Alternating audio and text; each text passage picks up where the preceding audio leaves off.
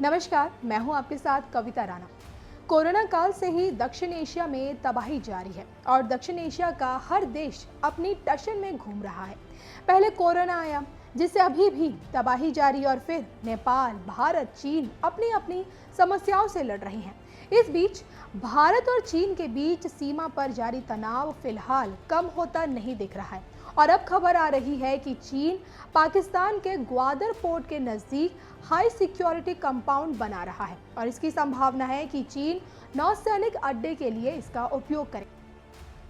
Forbes magazine की माने तो चीन के ग्वादर में बहुप्रतीक्षित नौसैनिक अड्डा बनाने का ये पहला संकेत है। फोर्ब्स ने अपनी रिपोर्ट में कहा है कि ये हिंद महासागर में चीन की स्थिति को मजबूत करेगा और हाल ही के उपग्रह चित्र दिखाते हैं कि पिछले कुछ सालों में कई नए परिसर बनाए गए और उनमें से एक तस्वीर में चीन की कंपनी बंदरगाह विकसित करने में दिख रही है।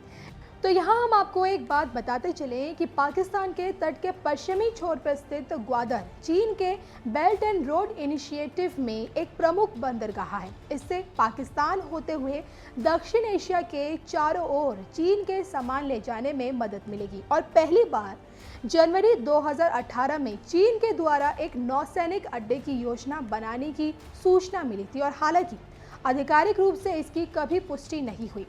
अभी सैटेलाइट से जिस हाई सिक्योरिटी कंपाउंड की पुष्टि हुई है उसका इस्तेमाल चीन संचार निर्माण कंपनी लिमिटेड CCCC लिमिटेड के तौर पर किया जा रहा है। ये चीन के प्रमुख सरकारी कंपनी है जो चाइनीज सिविल इंजीनियरिंग प्रोजेक्ट में शामिल है। हालांकि इस क्षेत्र में कुछ हद तक सुरक्षा सामान्य है, लेकिन यहाँ देखे गए सुरक्षा का स्तर व्यापक है।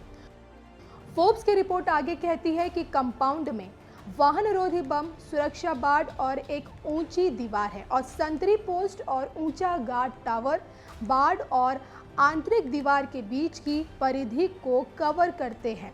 तो ये सशस्त्र गार्डों को राइफलों के साथ होने की संभावना को भी दर्शाता है।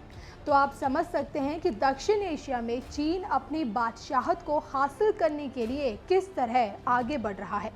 चीन का उद्देश्य जो भी हो, लेकिन उनके स्थान और समय से पता चलता है कि चीन बंदरगाह विस्तार में जुटा हुआ है।